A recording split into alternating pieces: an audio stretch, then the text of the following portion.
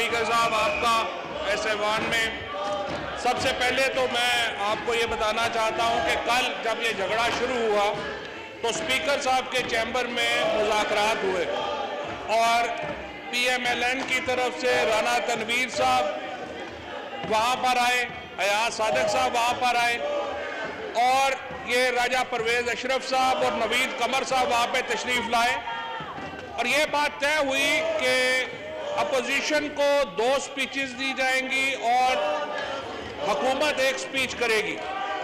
ये बात तय हुई, लेकिन बदकिस्मती से जब ये लोग वापस आए और चैम्बर में पहुंचे तो मुझे पता चला है कि लंदन और इधर जाती उमरा से, लंदन से और जाती उमरा से एक कॉल इनको मौसूल हुई जिसमें बाप और बेटी ने बाकायदा अयाज सादिक साहब को झिड़के दी और राना तनवीर साहब को झिड़के दी कि आपकी जुर्रत कैसे हुई है कि आपने ये मुआहिदा किया। और उसके बाद ये आप देखें कि ये अब्बासी साहब जो इस वक्त ये प्रोटेस्ट लीड कर रहे हैं, इस प्रोटेस्ट को ये रिजाइन कर चुके थे और मरियम नवाज ने ये कहा अब्बासी साहब को और अपने देवर ये सफदर रवान साहब के जो भाई हैं इनको कहा कि इस्तीफे दे दो और स्पीकर के मुंह पे मारा इस्तीफे। और ये दोनों आपके पास आए स्पीकर साहब और दोनों आपके पांव में बैठ गए कि खुदा के लिए हमने इस्तीफे नहीं दिए। ये और अब ये बैठे हुए ये प्रोटेस्ट कर रहे हैं। और पीपल्स पार्टी की स्पेशली मैं शाजिया मरी जो है उनको बड़ी मुबारकबाद देना चाहता हूं। जिस तरीके से उन्होंने PMLN को आज इस्तेमाल किया है कि चोर चोर के जो सारे पोस्टर हैं ये शाजिया मरी बना के लाई हैं और चोरों को ही हाथ में दे दिया है कि चोर चोर के पकड़ के लेके खड़े हो। हमें पता है, पहली बात यह है कि हमें पता है कि आप माशाल्लाह कायद से लेकर के कारकुनों तक सारी चोरों डाकुओं की पार्टी है अल्हम्दुलिल्लाह। तो हमें ना बताएं, हमें पता है आपका। जनाब स्पीकर, जिस तरह से जनाब शाह महमूद कुरैशी साहब ने बड़ी तफसील से आपको बैकग्राउंड दिया इस तरमीम का, और ये बड़ी अहम तरमीम है, इस तरमीम के ऊपर बड़ी तफसीली बहस दरकार है। 26वीं आईनी तरमीम पाकिस्तान के आइन के ढांचे से मुतल्लिक है। अब आइन का भी इनको नहीं पता। ये आप देखिए कि सारी जो इनकी इलेक्टेड लोग हैं ये पाकिस्तान के आइन को डेस्क बजाने के लिए इस्तेमाल कर रहे हैं। इससे आप अंदाजा लगा लें इनका क्या हाल है। और अनफॉर्चुनेटली यहाँ पे 2-4 लोग ऐसे आ गए हैं जो कि सरगोदा वगैरह में ट्रक वगैरह चलाते थे, उनको पता ही नहीं है कि ऐवान क्या है, उसकी हैसियत क्या है, उसकी कदर क्या है, और इस तरह से फाड़ फाड़ के जो है वो फेंक रहे हैं, जूता उठा रहे हैं। और एक साहब ने तो ये किया है, मुझे उम्मीद है कि PTV के कैमरे ने कैप्चर किया होगा कि उसने अपना जूता उतार के लहराया है, यानी इसको अपने घर में किसी ने तमीज नहीं सिखाई, वो ऐवान में पहुंच गए। और इससे आप एक अंदाजा लगा सकते हैं इनकी सियासी तरबियत का। इससे आप एक अंदाजा लगा सकते हैं कि किस किस्म के लोग। एक साहब जो है वो तंजीम साजी तक पहुंच गए, यहाँ पे आ गए, तंजीम साजियां करते करते यहाँ पर पहुंच गए। दूसरे साहब जो है वो ट्रक चलाते चलाते यहाँ पे पहुंच गए हैं। तीसरे के अपने 3-4 रक्शे हैं वो चलाता है। ये तो इनके वाहन है माशाल्लाह, और इनकी हालत देख ले जो इन्होंने ये किया है। तो इनको आइन की अहमियत का नहीं पता, इनको ये नहीं पता कि इस आईनी तरमीम का मतलब क्या है, इनको ये नहीं पता आमिर डोगर साहब क्या जो है वो करेगी। आमिर डोगर साहब, ये अपोजिशन के इनसे आप मुज़ाकरात करें, इनको जरा आप बैठे इनके साथ, राजा परवेज अशरफ के साथ और इनके साथ प्लीज आप इनके साथ मुज़ाकरात जी। स्पीकर साहब के इनकी जो डोरे हैं वो ऐवान के अंदर हिल ही नहीं रही है तमाम। ये तो बेचारे कठपुतली हैं जो यहाँ पे सारे हमारे सामने खड़े हैं। इनकी डोरे किसी की लंदन में है, किसी की कराची में है, और वो जो ऐवान के बाहर लोग बैठे हुए हैं जो कि स्ट्रेंजर टू द हाउस है, वो इन पुतलियों की तारे हिलाते हैं। लिहाजा इनसे आप मुज़ाकरात करे या ना करे उसका कोई फायदा नहीं है। जनाब स्पीकर, अब मैं इस तरमीम की तरफ आना चाहता हूं क्योंकि ये बड़ी अहम तरमीम है। शाह महमूद कुरैशी साहब, आप जरा आए, एक दफा अपोजिशन के इनसे आप एक दफा मुज़ाकरात भी करें। बराए मेहरबानी इधर आ जाएं, आप एक दफा इधर आ जाएं। फवाद चौधरी साहब स्पीच कर रहे हैं, आप आके एक दफा बात भी करें। कोई फायदा नहीं है जी, कोई जबान किसी की होगी कितनी देर।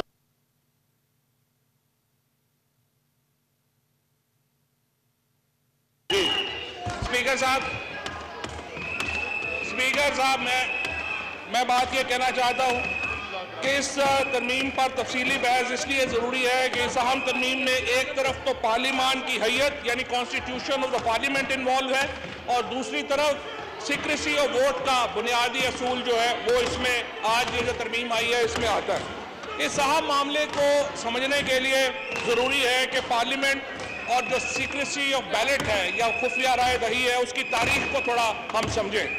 पार्लियामेंट और ख़ुसूसन जदीद पार्लियामेंट की तारीख इतनी पुरानी नहीं है, लेकिन जो सीक्रेसी ऑफ बैलेट है उसकी तारीख बड़ी पुरानी है।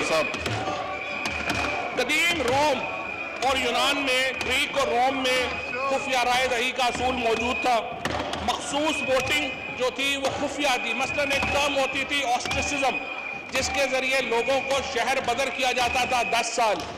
वो जो वोटिंग है वो खुफिया होती थी। और ये मैं आप सारे अपनी अपनी निशस्त पे बैठे, इसके बाद मौका दूंगा, आप बैठे अपनी अपनी निशस्त पे। जो भी अपोजिशन वाला भी बात करना चाहता है उनको भी मौका देंगे। आप बैठे तो अपनी निशस्त पे, आप जाके बैठे, ये खत्म करें, आपके बाद मौका देंगे। आप बैठे अपनी निशस्त पे जाके बैठे। इन्होंने कोई नहीं, स्पीकर साहब इनको कोई बात नहीं है, इनको आप बोलने दें, कोई बात नहीं। ऑस्ट्रिसिज्म की जो वोटिंग थी स्पीकर साहब, ये खुफिया होती थी ताकि लोगों को पता ना चले कि मुझे शहर बदर करने के लिए किसने वोट किया है। मॉडर्न पार्लियामेंट जब वजूद में आई है तो ज़्यादातर मुल्कों में जो सीक्रेसी और बैलेट का प्रिंसिपल है उसको मेंटेन किया गया।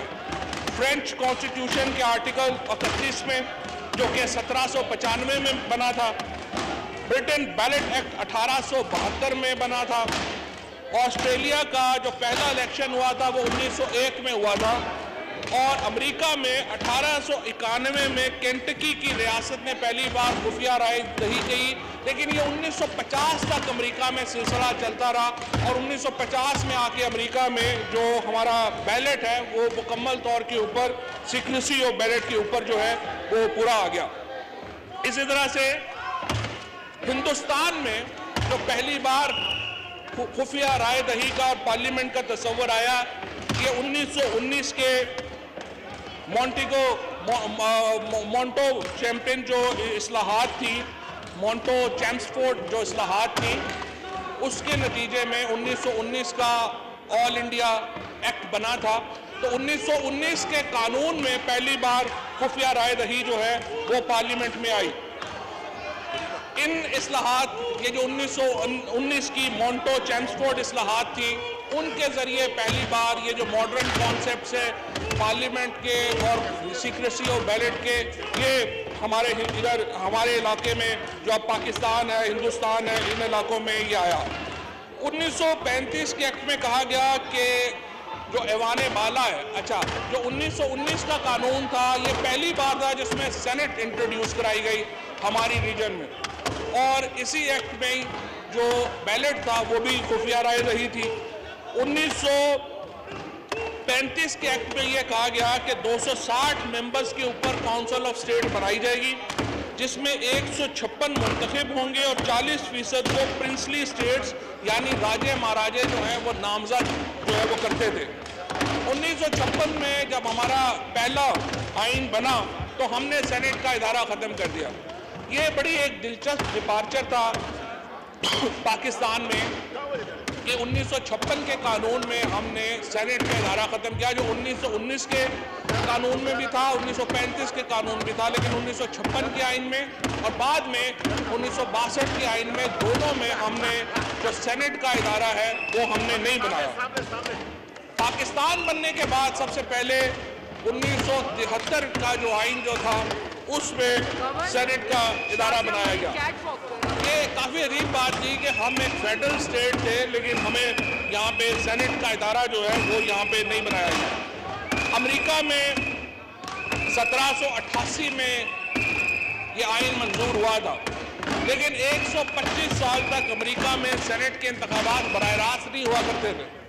अमेरिका में होने वाली इनडायरेक्ट इलेक्शंस पर जो डिबेट है वो बड़ी इंटरेस्टिंग, और यह भी जिस तरह से शाह साहब ने यहाँ पर आपको रेफर किया कि हमें क्यों ज़रूरत महसूस हुई यहाँ पर कि खुफिया राय दही को ख़त्म करें और एक ट्रांसपेरेंट सिस्टम ऑफ वोटिंग लेके आए। ये अमेरिका में भी यही डिबेट थी कि आपने जो ऐवान बाला है वो बिलियनर्स क्लब बन गया है, वोटें खरीदी जा रही हैं, और अमेरिका में इसके ऊपर 125 साल के बाद ये हुआ कि एक बिल लेके आए। 100 साल तक ये बिल 100 साल तक पेंडिंग रहा अमेरिका में, क्योंकि जो मिलियनर्स बैठे हुए थे ऐवान बाला में, सेनेट में, अमेरिका में, उन्होंने वो बिल पास नहीं होने दिया। जिस तरह अभी हमारे ये लोग ये बिल पास नहीं होने दे रहे। ये बिल PMLN के लोग या पीपल्स पार्टी के लोग क्यों नहीं पास होने दे रहे? वो इसलिए पास नहीं होने दे रहे कि ये सेनेट को मिलियनर्स क्लब रखना चाहते हैं।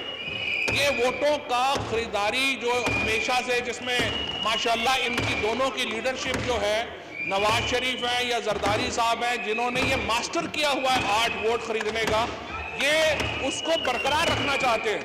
इमरान खान वो वाहिद लीडर है जो कि इस सिलसिले को तोड़ना चाहता है और एक ऐसा निज़ाम लेके आना चाहता है जिसमें ट्रांसपेरेंसी हो।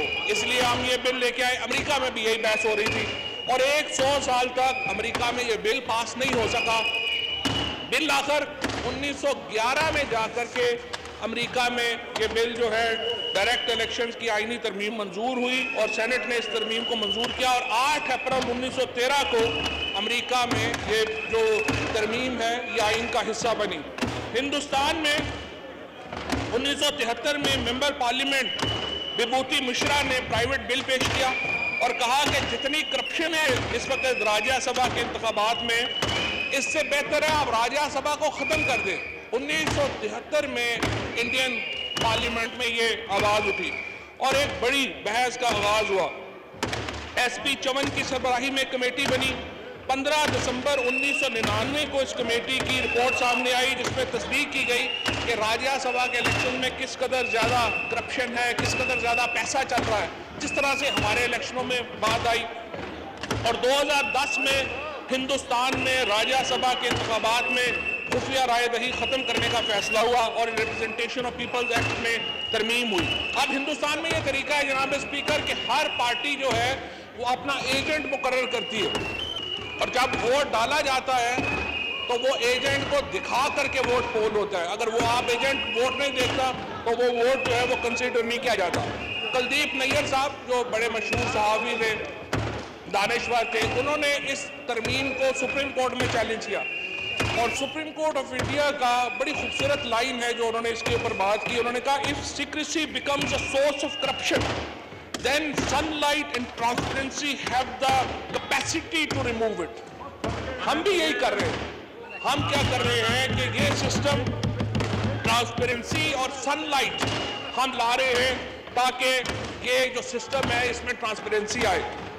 अब हो क्या रहा था जनाब स्पीकर, आपको याद होगा, आप हिस्सा थे उस प्रोसेस का जब पिछले सेनेट इलेक्शन में 20 MPs सिटिंग MPs को PTI में पता चला कि उन्होंने वोट बेचे।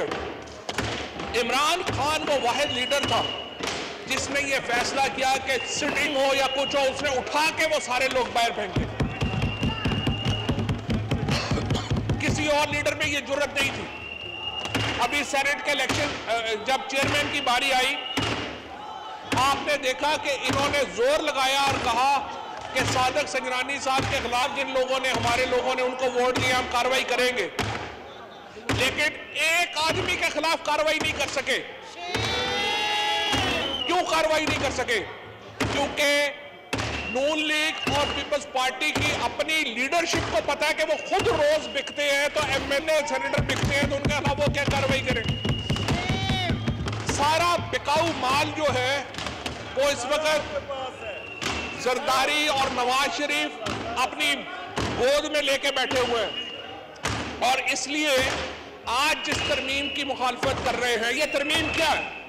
ये तरमीम कहती है कि जो MPs वोट डालेंगे सेनेट के उम्मीदवार का, वो वोट ओपन होगा, मीडिया को भी पता होगा, MNAs को भी पता होगा, पार्टी लीडरशिप को भी पता होगा कि जो मेंबरान हैं उन्होंने वोट किसको दिया है।